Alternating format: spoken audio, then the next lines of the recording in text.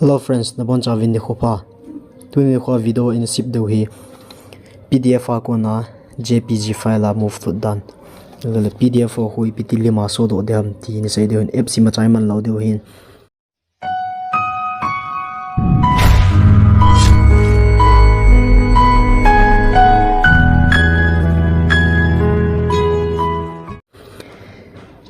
Hichi tikana banga view hitin chai vena le document a hichi semi 3 ki ti ven lang le chun PDF hi na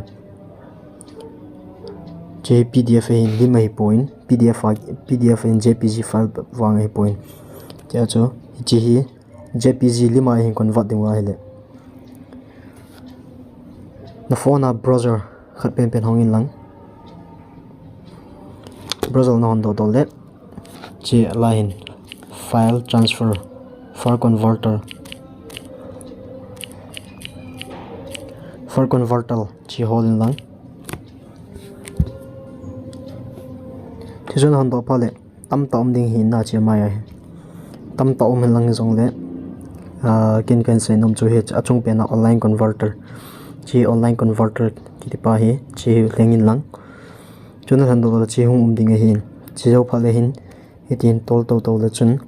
noi langa hi PDF to JPG ki hi chi PDF to JPG ki hi chi bolin lang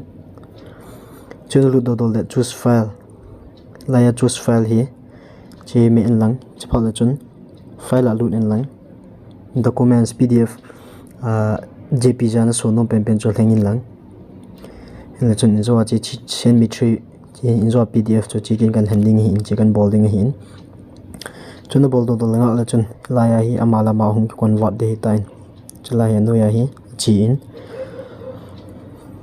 net hoi le chu gang chal na bol do hi net hoi lo lawang chu chom khat na nga phat ngai ding hi chai updating a chi jing in nga ngai lang le chun hung ki lai chi laya uploading ki chi hung lun le chi hung lun le start just press the start na mezo phale chahe tan download chalaya download ni chi download ni bonin lang le chun chana download a complete phale next phone gallery check le chun ding ai tai cha cho lawa a kisu lawa ile comment an hin sai pi thank you for watching my video.